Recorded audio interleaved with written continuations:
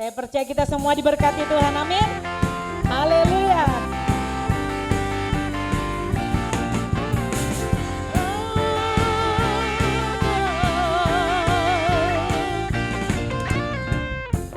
Kasih setiamu nyata bagiku, hikmat kebajikan tersedia bagiku. Sebab Allah sanggup limpahkan segalanya, dan anugerahnya sangat besar bagiku. Aku diberkati, aku dilimpahi, karena Allah sanggup untuk menyediakan. Aku diberkati, aku dilimpahi atas sempurna anugerah Tuhan bagiku. Haleluya.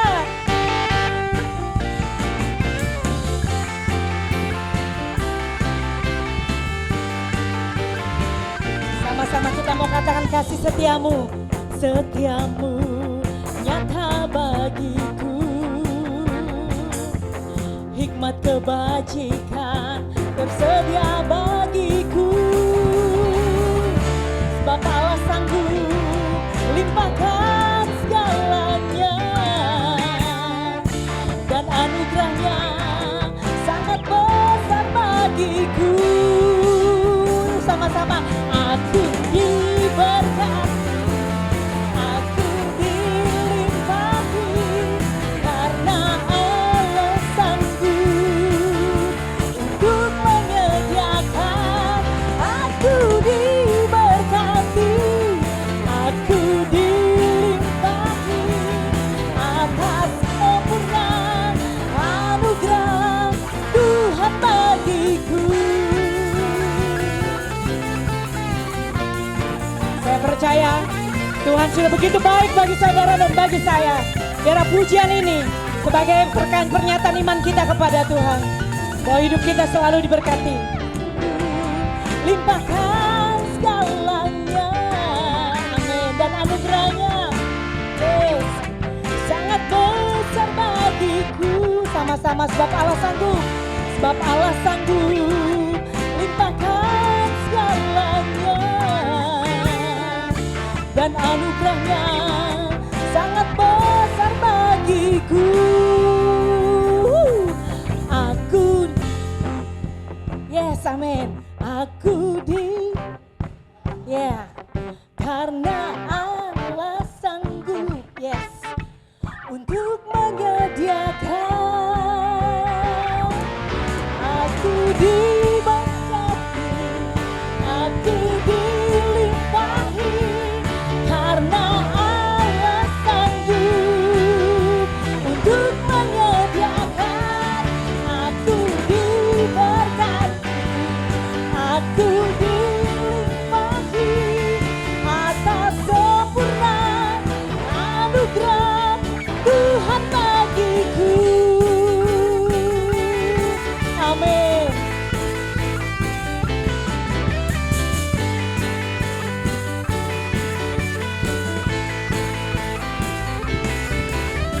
Sama-sama kita beri kemuliaan yang terbaik bagi Allah kita. Haleluya. Shalom, puji Tuhan ya. Perkenalkan dulu mungkin ya, saya Sandy, saya dari Semarang, saya melayani di GBT Alpha Omega di satu perumahan, di perumahan Pelamongan Indah namanya, dan saya ditemani sama adik saya ini Daniel Mariono ya. Saya terima kasih boleh melayani di tempat ini. Beberapa tahun yang lalu saya pernah kesini waktu itu ya, nengok om dan tante waktu itu. Sempat melongok ke dalam, kayak apa sih gerejanya. Nah, sekarang saya khotbah di sini. Oke, Bapak Ibu. Ini boleh saya, boleh enggak? Saya copot aja kali ya. Oke Bapak Ibu Saudara, saya hari ini menyampaikan firman Tuhan dengan judul merebut hati Tuhan agar mengulurkan tangan. Ya, saya awali dengan pendahuluannya dulu. Maksud judulnya ini apa? Jadi begini Bapak Ibu Saudara, siapapun kita akan sampai pada satu titik di mana kita menghadapi persoalan dan kita tidak kuat lagi, kita tidak mampu lagi untuk menghadapi persoalan itu sendirian. Dan kita pasti membutuhkan orang lain, saudaraku. Siapapun kita, sehebat apapun, sekuat apapun, sepandai apapun, sekaya apapun, kita akan sampai pada titik itu. Nah, itu satu realitas, saudaraku ya. Nah, tentu tidak mungkin kita minta tolong kepada orang dengan cara yang tidak simpatik, apalagi caranya kasar. Logikanya kan begitu, ya. Nah, yang mesti kita lakukan apa? Yang mesti kita lakukan adalah kita mesti berusaha untuk merebut hati orang itu. Ya. Dan kalau perlu kita mengiba sehingga dia tergerak untuk menolong. Nah, begitu pula kita, saudara. Kita ini ya perlu Tuhan, saudara. Pertolongan Tuhan. Itu realitas kehidupan kita. Nah, bagaimana supaya Tuhan itu juga mau ya berkenan untuk dengan mudah begitu loh mengulurkan tangannya kepada kita, ya. Itu sebabnya judulnya tadi adalah merebut hati Tuhan, ya, agar dia mau mengulurkan tangan bagi kita. Nah, kita akan belajar dari satu tokoh yaitu Ishak, ya. Kita akan membaca Kejadian 26 ayat 1 sampai ayat yang ketiga. Kita baca ya Kejadian 26 ayat 1 sampai 3 bersama 2 3. Maka timbullah kelaparan di negeri itu. Ini bukan kelaparan yang pertama yang telah terjadi dalam zaman Abraham, sebab itu Ishak pergi ke Gerar kepada Abimelekh raja orang Filistin. Lalu Tuhan menampakkan diri kepadanya serta berfirman, janganlah pergi ke Mesir, diamlah di negeri yang akan kukatakan kepadamu. Tinggallah di negeri ini sebagai orang asing, maka aku akan menyertai engkau dan memberkati engkau, sebab kepadamulah dan kepada keturunanmu akan kuberikan seluruh negeri ini, dan aku akan menempati sumpah yang telah kuikrarkan kepada Abraham ayahmu. Amin. Ayat 2 perhatikan. Lalu Tuhan menampakkan diri kepadanya. Siapa yang datang? Tuhan. Siapa yang punya problem? Ishak. Ishak punya problem. Tapi Tuhan datang padanya, ya. Nah, ini saya mau dalami nanti sore ya kalimat ini ya. Tapi saya ingin menunjukkan kepada kita ya persoalan-persoalan yang dihadapi oleh Ishak, ya. Jadi kita inventarisasi persoalan yang dihadapi oleh Ishak. Ya ini apa? Yang pertama, timbul kelaparan di negeri itu. Persoalannya apa? Timbul kelaparan, ya. Kalau sekarang timbul kelaparan yaitu artinya apa? Kesulitan pangan begitu ya. Kesulitan pangan. Kenapa sampai waktu itu terjadi kesulitan pangan? Tentu tidak ada yang dimakan. Ya. Kenapa tidak ada yang dimakan? Karena panennya gagal. Kenapa panennya gagal? Bisa beberapa macam. Ya, mungkin kena hama. Mungkin karena tidak ada cukup air, ya, dan sepertinya itu masalahnya, tidak ada cukup air, ya, karena Israel ini negara yang unik, saudaraku. Nanti saya sebutkan keunikannya itu apa, ya. Nah, yang kedua, saudaraku, dikatakan ini adalah kelaparan yang bukan pertama kali. Jadi dulu pernah terjadi kelaparan, kapan? Zamannya Abraham, ya, dan kelaparan itu terjadi di negeri yang diceritakan oleh Abraham kepada Ishak. Ishak, ini negeri nanti bakal jadi milikmu. Ya, negeri ini adalah negeri yang baik, yang indah. Ini akan menjadi milikmu dan milik keturunanmu. Ya, dan itu Abraham katakan kepada anaknya, saudaraku. Ya. Nah, sekarang ketika dia setelah menghadapi problem ini, dia menemukan kenyataan. Gimana nih? aku dikasih negeri yang laparan. Ya.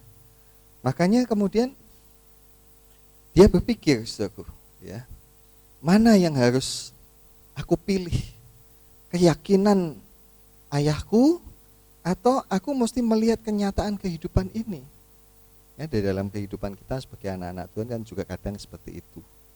Apa yang Tuhan katakan kadang-kadang beda dengan kenyataan yang kita hadapi. Ya, dan itu realitas, saudaraku, ya. Itu kadang diizinkan Tuhan terjadi. Sebab apa? Sebab kadang kita ini kan suka berpikirnya yang lurus-lurus saja, linier gitu ya. Jadi kalau diberkati Tuhan berarti hidupnya akan selalu enak. Orang baik akan dilindungi Tuhan, tidak akan celaka. Ini kan pemikiran kita yang linier. Padahal kenyataannya tidak seperti itu. Tuhan itu kadang-kadang mengizinkan persoalan-persoalan. Ya. Dan kalau mau diambil contoh yang paling ekstrem adalah Tuhan Yesus. Kurang baik apa Tuhan Yesus? Tetapi Tuhan izinkan dia untuk apa? Menderita. Ya. Nah, karena itu saudaraku, pada kesempatan ini juga kalau kita melihat ada orang susah, orang sakit, atau orang mungkin punya masalah atau kekurangan, kita jangan buru-buru menghakimi, saudara, ya. Karena apa? Mungkin Tuhan punya rencana tertentu untuk orang itu. Kalau itu kita yang hadapi, kita juga mesti percaya Tuhan pasti punya rencana yang baik buat kita, ya. Nah, apalagi persoalannya? Persoalannya adalah ketika kelaparan itu terjadi, Ishak ini punya istri sudah dan punya anak, anaknya kembar, ya. Kita bisa baca itu di dalam pasal yang ke-25. Dan dia juga diwarisi budak-budak, ya. Atau mungkin kalau sekarang dibahasakan karyawan-karyawan lah, ya. Jadi dia diwarisi, ya, budak-budak, karyawan-karyawan yang juga harus dia hidupi, ya. Nah, ini sama seperti yang kita alami juga, ya. Dalam hidup ini kan kadang-kadang kita punya persoalan yang bukan hanya kita saja yang harus menghadapinya, tetapi juga keluarga kita. Bahkan kita punya tanggung jawab atas keluarga kita itu.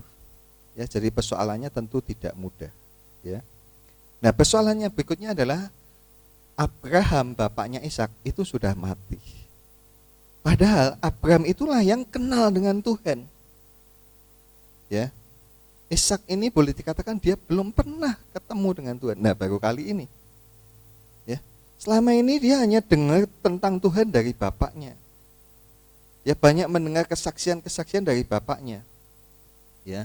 Tetapi bapaknya itu sekarang sudah tidak ada. Nah, sekarang ada persoalan. Ya. Siapa yang akan membawa persoalan ini kepada Tuhan? Kalau dulu ada persoalan, bapaknya berdoa. Ya. Nah, kadang-kadang nanti ya kita juga akan sampai pada titik seperti itu, di mana ada orang-orang yang biasanya menjadi ya penopang kita, pendoa-pendoa kita, akhirnya mereka tidak ada lagi. Ya, ya saya ngalami itu ketika mama saya tidak ada, ketika juga ada mak-mak di gereja yang saya layani itu, yang saya tahu betul-betul beliau-beliau itu berdoa. Terus saya merasa kehilangan, ya.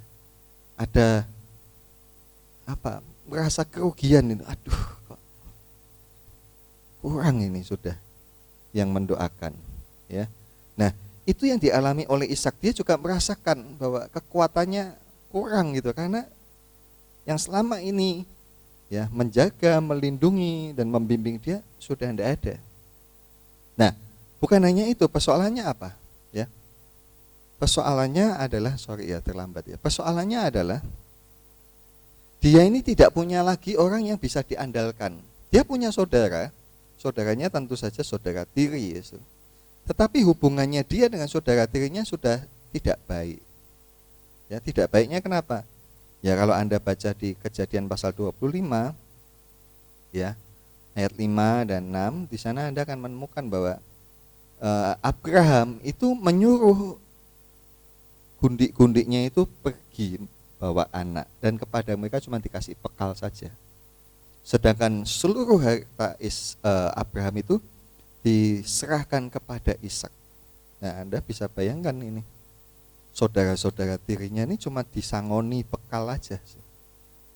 Sedangkan Ishak terima semuanya. Ya. Jadi dia sudah tidak punya siapa-siapa lagi. Ya. Itu yang tadi saya katakan. Walaupun kita mungkin punya kekayaan, kita punya kekuatan, tapi kita akan sampai di satu titik di mana kita tidak kuat sebenarnya menghadapi persoalan itu sendirian. Ya. Nah, tadi kita membaca ya, ketika ada persoalan ini Abraham menyatakan bahwa Alkitab mengatakan bahwa Tuhan menampakkan diri kepadanya dan Tuhan berfirman, jangan pergi ke Mesir. Kenapa kok Tuhan berkata jangan pergi ke Mesir? Tentu itu sudah ada di dalam benak hati dan pikirannya Ishak. Maka Tuhan bilang apa? Jangan pergi ke Mesir. Kenapa kok Tuhan berkata jangan pergi ke Mesir? Kenapa Ishak ini menginginkan untuk pergi ke Mesir? Karena memang saudaraku ini adalah solusi yang paling praktis dan pragmatis. Pergi ke Mesir itu adalah pilihan yang paling logis. Kenapa saudaraku? Karena Mesir ini tempat yang paling dekat untuk berpindah. Dan kenapa mesti Mesir? Karena Mesir itu punya sungai besar, yaitu sungai Nil. Nah, ini kelebihan Mesir itu, mereka punya sungai yang besar yang menjadi penopang kehidupan mereka, khususnya kehidupan pertanian mereka, ya. Dan kerajaan Mesir itu memang berada di tepian sungai Nil. Memang peradaban selalu ada di tepian sungai, ya. Karena memang logikanya kalau mau bikin rumah ya yang dekat air, yang airnya gampang, ya. Nah, Israel itu tidak punya sungai. Saya belum pernah ke Mesir nih, Pak Rudi mah udah pernah. Israel itu airnya itu datangnya cuma dari atas. Dari atas saja. Kalau Tuhan tidak menurunkan hujan, maka tidak ada air yang tersimpan di dalam tanah. Dan itu akan menjadi kekeringan, ya, bencana, ya. Seperti yang dialami pada zaman Abraham, zaman Ishak, dan ketika orang Israel juga kelak di kemudian hari mereka kemudian tidak lagi berbakti kepada Tuhan. Ya, zamannya Nabi siapa?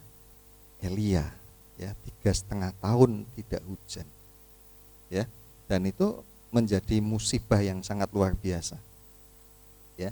Nah, Mesir karena dia punya sungai yang besar, kemudian sektor pertaniannya baik, negara ini menjadi maju. Dan pada waktu itu Mesir adalah negara superpower pada waktu itu, ya. Sehingga negara ini mempunyai kebudayaan yang unggul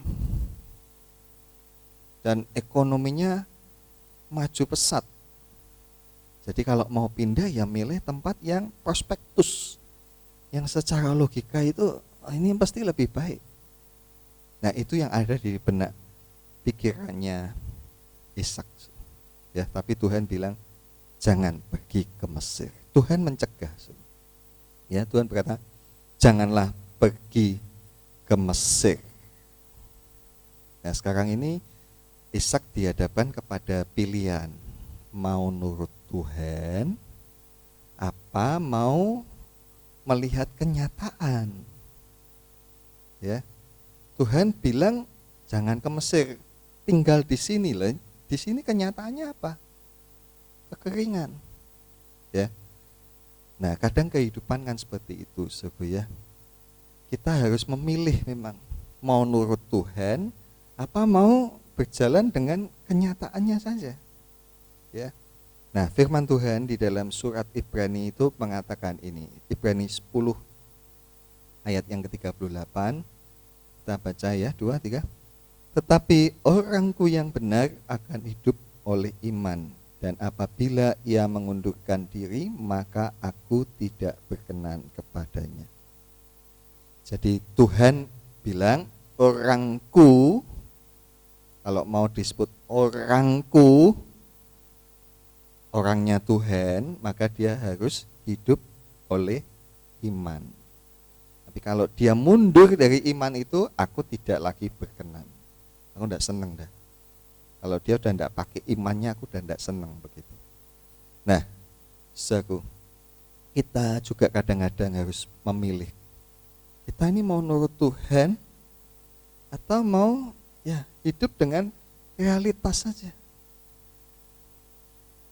Ya, saudaraku, kita kadang-kadang dihadapkan pada pilihan itu. Ya, tapi kalau kita mau merebut hatinya Tuhan, kita mesti belajar hidup dengan iman. Ya, nah, hidup belajar dengan iman itu contohnya apa ya?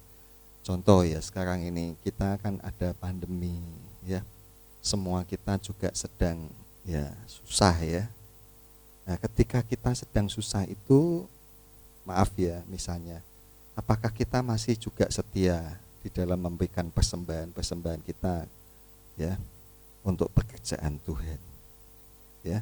Atau kita mulai, aduh, iya, saudaraku, nah itu kita milih itu, mau hidup dengan iman atau dengan realitas. Terus aku ndak usah ngasih lah, ini zaman kayak gini susah, ya.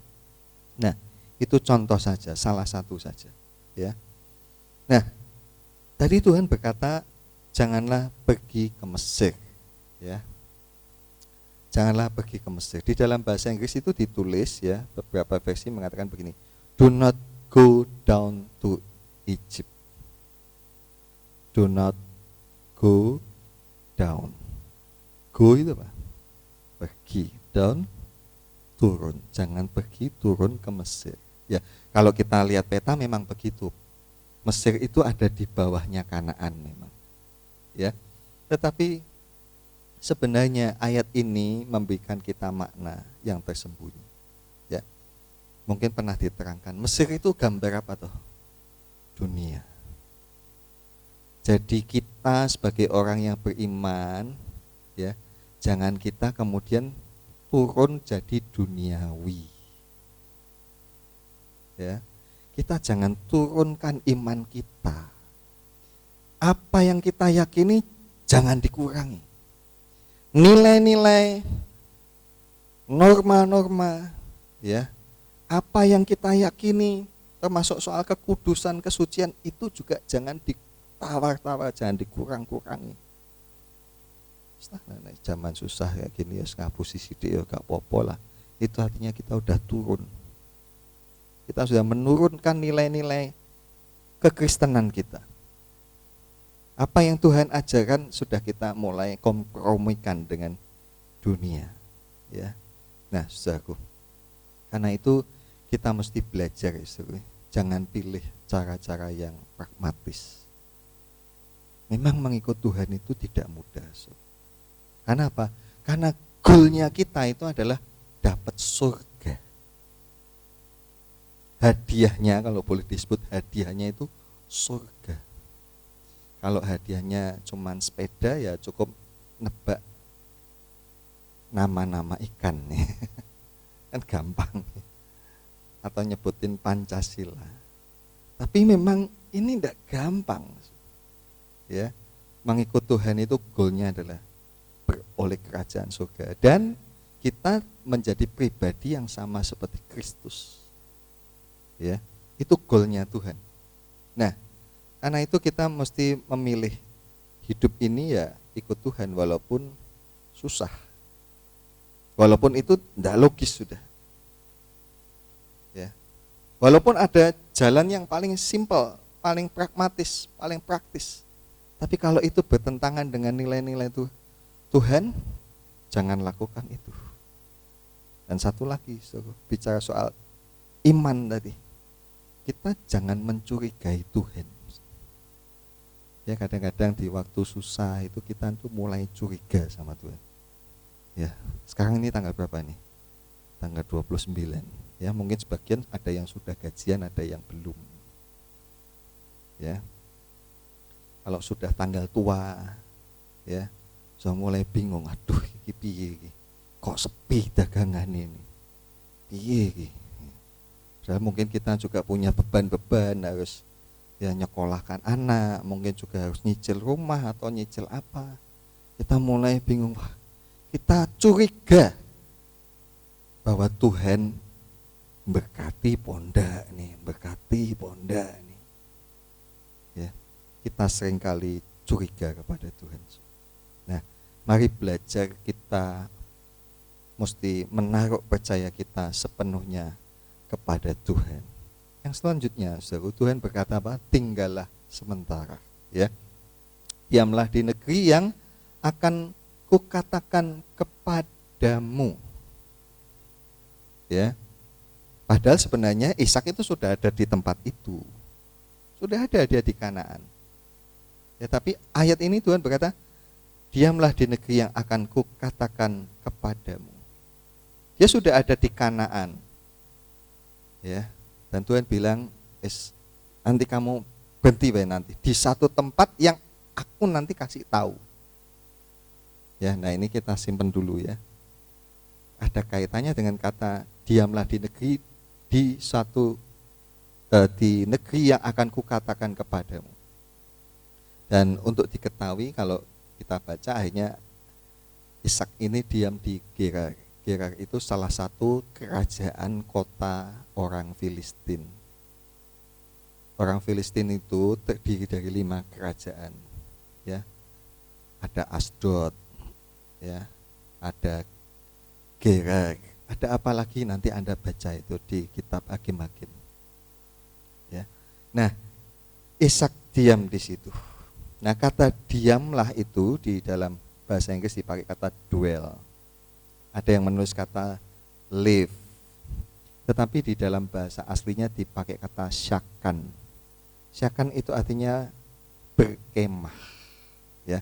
Kata syakan ini juga dipakai dalam kitab Keluaran ketika Tuhan berkata kepada Musa, katakan kepada orang Israel supaya mereka membuat satu tempat kediaman bagiku. Tempat kediaman, ya, maksudnya kemah suci, tabernakel itu. Gereja kita ini gereja tabernakel, ya. Tabernakel itu kemah. Ya, Tuhan suruh orang Israel buat kemah. Ishak sekarang dibilang kamu diamlah di kemah, artinya jangan bangun rumah. Ya, nah kita rekam ini ya. Kenapa kok tidak boleh bikin rumah? Kenapa kok mesti diam di kemah? Karena memang Tuhan ini mau membentuk pola pikirnya Ishak. Ya, seru. Untuk apa? Untuk nanti siap mengikuti kemana Tuhan suruh, kemana Tuhan tuntun dia pergi. Ya. Nah, selanjutnya ya dikatakan tinggallah di negeri ini sebagai orang asing. Bahasa Inggris menuliskan sojourn in this land. Kata sojourn itu artinya dalam kamus kalau dilihat artinya temporary stay atau tinggal sementara. Ya. Jangan menetap. Ya. Jadi 2 kali Tuhan berkata. Yang pertama tadi diamlah di negeri yang akan kukatakan, sekarang Tuhan berkata tinggallah di negeri ini sebagai orang asing. Jadi 2 kali Tuhan mengatakan hal yang sama kepada Ishak, yaitu untuk tinggal sementara. Yang tadi saya katakan Tuhan ingin supaya Ishak itu punya pikiran bahwa dia mesti siap-siap untuk pindah. Dan itu terbukti ya, nanti Anda baca di ayat 17, ayat 22, ayat 23. Ishak kemudian berpindah dari satu tempat ke tempat yang lain. Ya, ketika dia gali sumur itu direbut, kemudian apa? Dia pindah. Ya, dia gali lagi, direbut lagi, dia pindah lagi. Ya. Nah, dengan itu Ishak ini dibentuk pola berpikirnya bahwa segala yang ada itu sementara.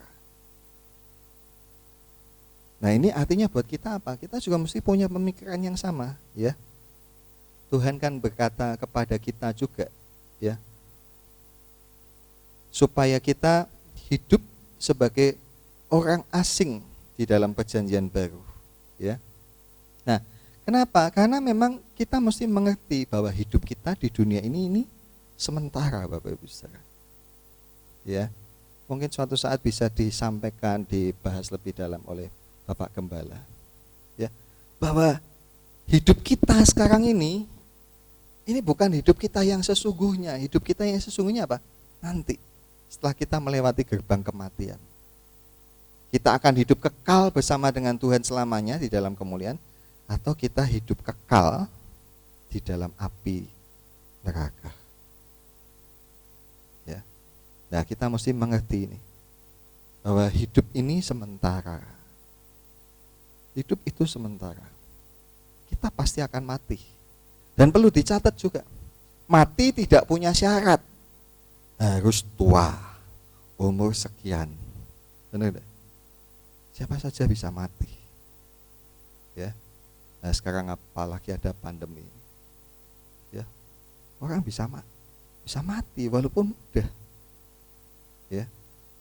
Nah, begitu pula yang ada pada kita, semuanya juga sementara. Kalau kita punya harta, dalam surat Korintus mengatakan, karena itu, ya, baiklah segala orang yang punya segala sesuatu merasa bahwa dia tidak punya segala sesuatu itu. Ya, boleh punya, tetapi hati kita tidak boleh terikat. Kita boleh punya kekayaan, tapi kita mesti ngerti kekayaan itu pun sementara.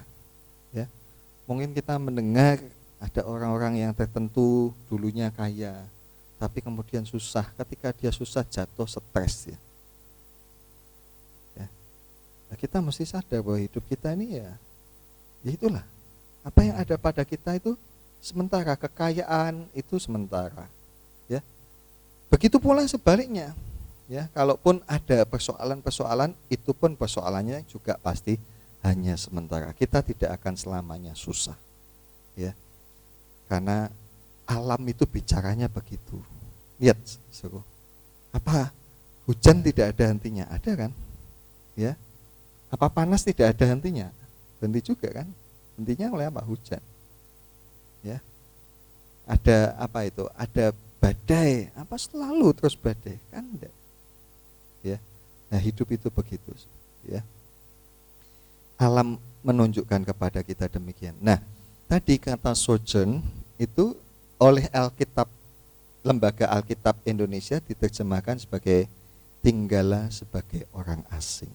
Dan ini adalah terjemahan yang tepat, ya, karena dari bahasa aslinya dipakai kata gur yang artinya menjadi orang asing. Nah, ini yang harus kita ingat-ingat juga.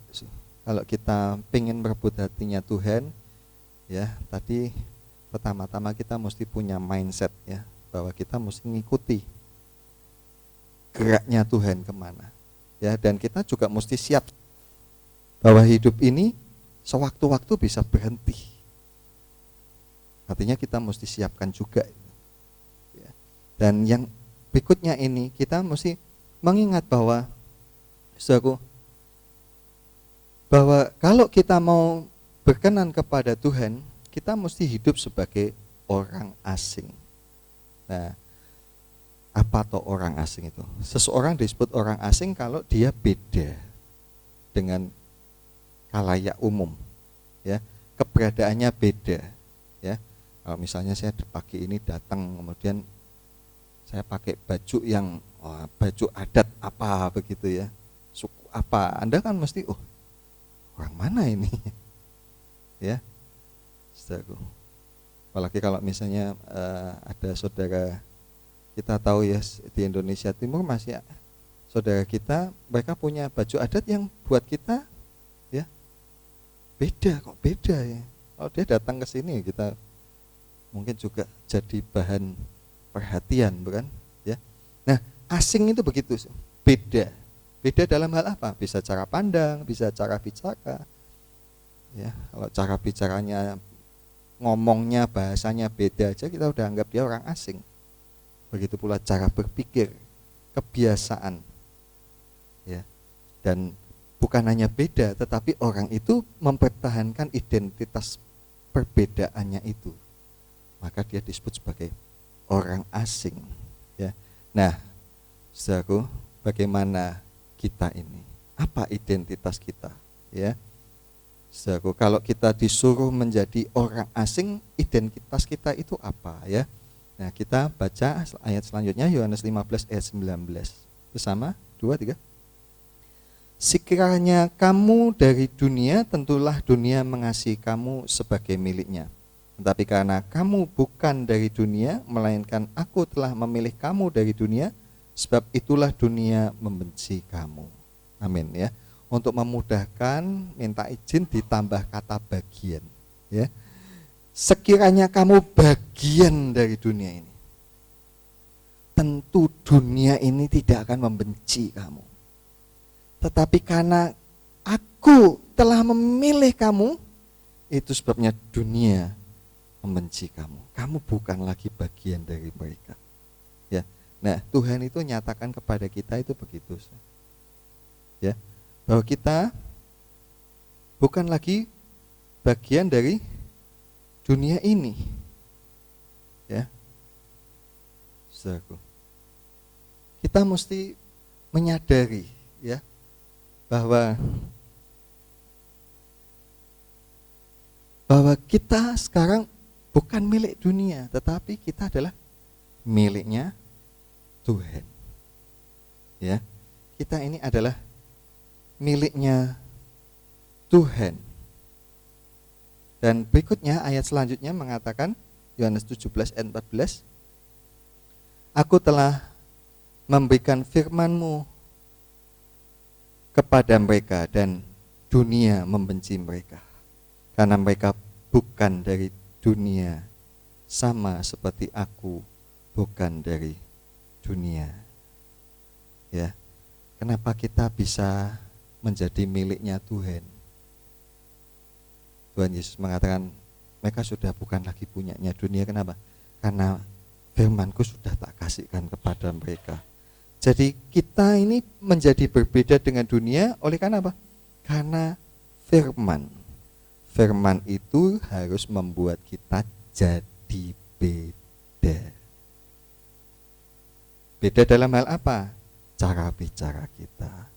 Karena firman kita bicaranya sudah tidak kayak orang lain. Kita tidak boleh itu miso, kita tidak boleh itu bohongi, kita tidak boleh itu mencaci maki. Ya, jangan bangga dengan keberanian mencaci maki.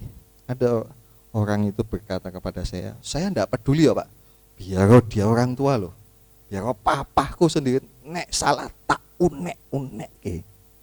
Itu tidak alkitabiah. Ya, yang alkitabiah apa? Kalau kita baca di dalam kitab Ulangan, Tuhan berkata kepada orang yang lebih tua, kalau kamu bicara, kamu mesti berdiri. Jadi kita itu diajak etika, ya. Cara bicara kita mesti beda. Cara hidup kita juga mesti beda. Cara kita cari uang juga mesti beda. Kalau orang dunia pakai tipu-tipu, ya, kita jangan tipu-tipu, ya. Apalagi adat kebiasaan kita juga mesti beda. Ya, adatnya kita dengan adatnya mereka harus beda. Ya, dalam segala sesuatu. Ya, nah saya tidak bisa memberikan contoh dengan mendetail lebih banyak. Nanti Bapak Ibu Saudara renungkan kembali. Ya, kita harus beda karena firman. Nah kalau kita beda, maka kita akan jadi kayak Ishak. Ya. Tuhan nanti sore saya sampaikan membuat Ishak diberkati. Dan karena dia mau beda, berkatnya juga dibedakan. Ya, itu yang terjadi pada Ishak. Ya, karena itu hari ini kita belajar ya bahwa satu, ingat bahwa segala yang ada itu sementara. Hidup kita ini sementara. Siapkan diri kita kalau sewaktu-waktu juga kita harus menghadap Tuhan. Siap apa enggak? Ingat loh, mati tidak harus nunggu tua. Sewaktu-waktu. Ya, wah, Pak Sandy meden-meden nih. Loh ini enggak meden-meden ini. Justru saya menyampaikan ini untuk ya kita betul-betul mawas. Ya sehingga kita hidupnya lebih lebih takut kepada Tuhan, lebih benar. Ya. Apa yang kita miliki juga sementara, sukacita sementara, tetapi problem juga sementara. Ya. Yang berikutnya, saudaraku, kita mesti juga belajar menempatkan diri kita sebagai orang asing. Ya. Jaga identitas kita. Ya. Dan tadi yang di bagian atas, kita mesti hidup dengan iman, bukan berdasarkan apa yang kita lihat, tetapi dengan iman kita. Ya, mungkin mata kita lihat sepi, tapi hati kita jangan mencurigai Tuhan. Tetap percaya, aku percaya, pasti nanti ada, pasti nanti bisa, pasti Tuhan memberkati. Dan itu juga mesti kita belajar untuk katakan berulang-ulang. Ya, Amsal mengatakan apa? Mati hidup ada pada lidah. Siapa menggemakannya akan memakan buahnya. Jadi kalau kita ngomongnya, wah sepi ya, sepi rek. Ya apa ini? Wes, gak nutup ini, gak nutup. Ya udah, itu yang kita gemakan, yaitu yang kita makan nanti. Ya, tapi katakan kata-kata iman kita, Tuhan memberkati pasti. Ya, apalagi kita mesti punya keyakinan bahwa Dia Bapak yang baik. Ya, oke, saya kira.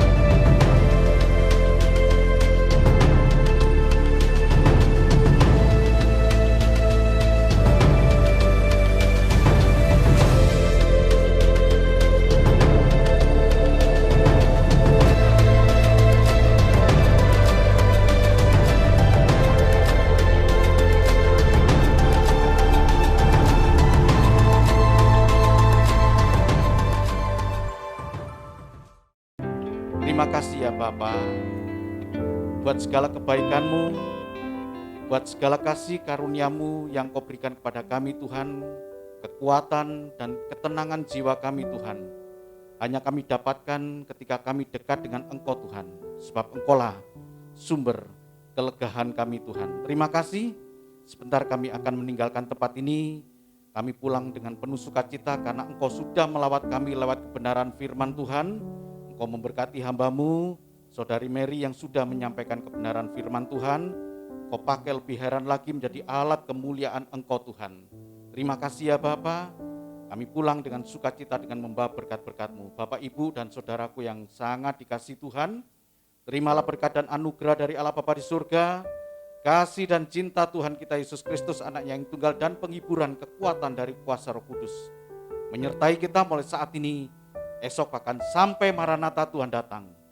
Allah yang besar, Allah yang memberkati kita, Dia juga Allah yang menyinari kita dengan wajah-Nya dan memberikan kepada kita kasih karunia. Dia Allah yang menghadapkan wajah-Nya kepada kita dan memberikan damai sejahtera. Terima kasih ya Bapa. Kami berdoa buat bangsa dan negara ini Tuhan.